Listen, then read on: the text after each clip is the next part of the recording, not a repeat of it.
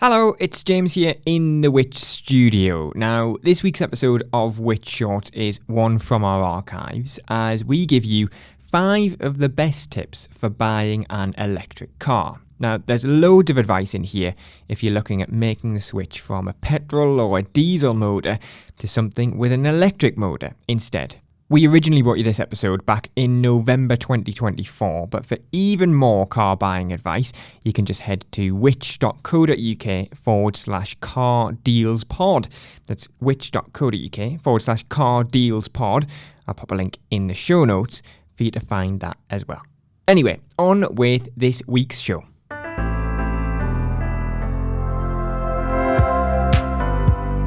Hello and welcome to the Which Shorts podcast. I'm James Rowe.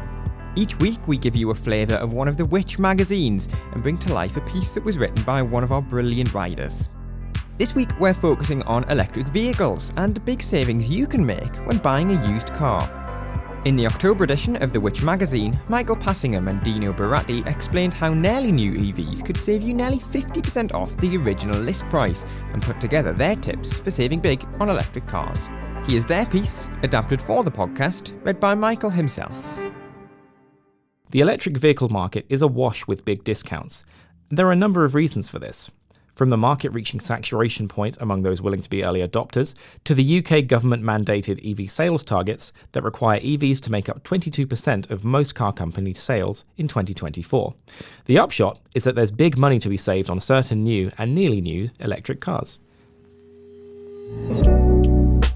If you're on a tight budget, but nervous about buying a used EV due to concerns about battery degradation, our annual survey suggests that this simply isn't a significant problem.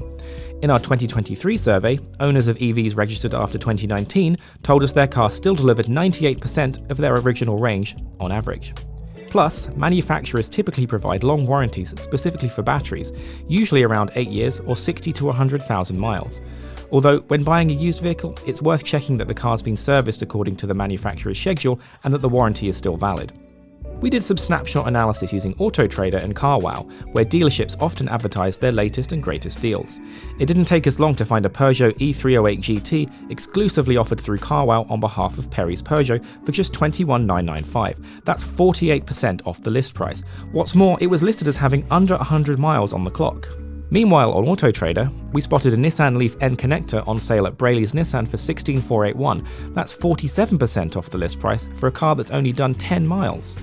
Similar deals can be found on high-end EVs too, such as the Audi RS e-tron GT Carbon Black, which we found on sale at West London Audi for £80,000, which is 43% off the list price. This one had 100 miles on the clock, and the dealership told us that it had been used as a static demo car.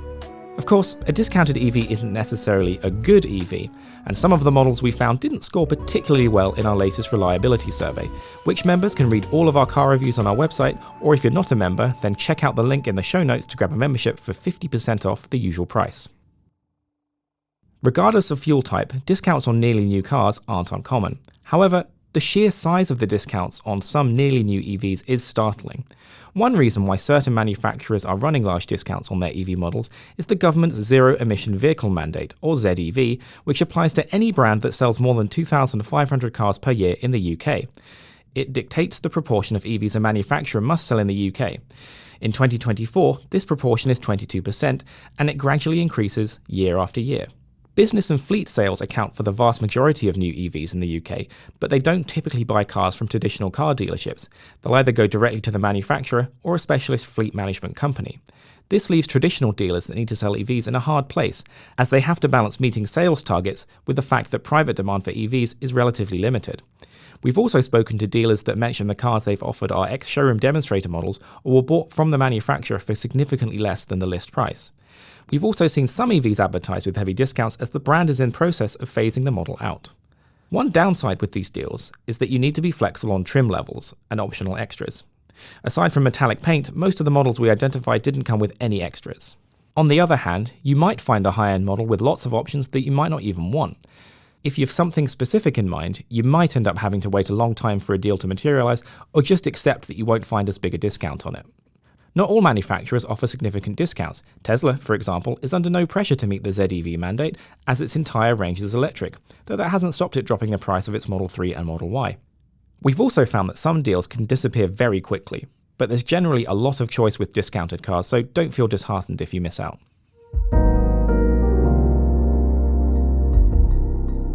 If you like the idea of buying an EV, then do consider how feasible it would be for you to charge it. How much it costs to charge an electric car largely depends on where you charge it. If you have off-street parking and a home charger, you'll have access to the cheapest rates and you'll save a considerable amount of money compared to refueling a petrol or diesel car. If you don't have a home charger or are on a long journey, you'll need to make use of the public charging network, which is typically much more expensive than charging at home. When using public chargers, you can end up paying more per mile than it would to refuel a comparable petrol or diesel car. It can be very cheap to charge at home, especially if you have an off-peak tariff that allows you to charge your car when demand for electricity is low, at night for example. While it can cost as little as 7p per kilowatt hour to charge at home, public chargers can cost more than 10 times this. 79p per kilowatt hour is a typical price for an ultra-rapid public charger.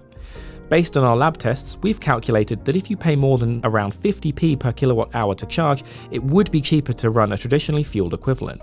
However, the precise point at which electric becomes more expensive than petrol or diesel depends on the car in question. As an example, our lab tests show medium-sized electric hatchbacks, such as the VW ID3, have an average efficiency of 3.2 miles per kilowatt hour. That means a car this size will typically use 2,203 kilowatt hours over 7,050 miles, the average annual mileage from the latest Which? Car survey. If you were to pay 41p per kilowatt hour to charge, that would mean you're paying 12.8p per mile, which is slightly more expensive than the equivalent sized diesel car. This would be the case only if you charge solely using public charging points, but this is important to consider if you can't charge at home. As I've mentioned, there are some amazing deals out there, but also a few things to be aware of. Here are 5 tips to finding a cheap, nearly new EV. 1. When scouring online buying sites for deals, use the filters to search for electric cars and set the mileage to under 100 miles. If you get nothing, increase the mileage until cars start appearing. Next, either use the filters to set a maximum price or sort by the cheapest first. 2. Once you've found a few cars, it's time to work out how good the deals actually are. Our car reviews show you how much the entry-level model costs to buy new, including any typical discounts. You can also check the list price for specific models on the manufacturer's website. 3. We found numerous nearly new electric cars with very little mileage that were a couple of years old. As well as getting a shorter manufacturer warranty, an older model might mean you're not getting the very latest version of a car, losing out on some extras as a result. 4. As always, do your due diligence before parting with any cash. Look for reviews on the dealer, check for any returns policy, and be sure to ask whether there's any damage to the car.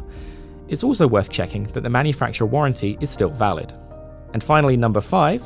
Many dealers offer delivery, but this will likely come at a cost of at least £100, unless free delivery is part of the deal.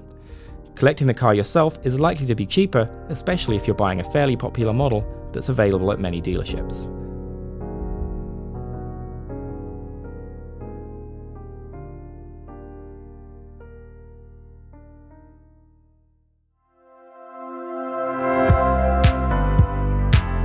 Michael Passingham was reading his own piece written alongside Dino Burati, originally published in the October edition of The Which magazine.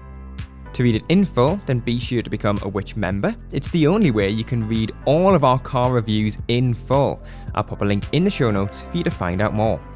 We'll be back next week for another episode of Which Shorts, but in the meantime, why not check out some of our other podcasts from us here at Which. We've got the Money Podcast, where we give you a weekly dose of financial advice, and Get Answers, where we cover everything from scams to home energy and car hire to shopping safely on online marketplaces. Which Short was produced and edited by me, James Rowe, while the exec producer was Samara McCarrath.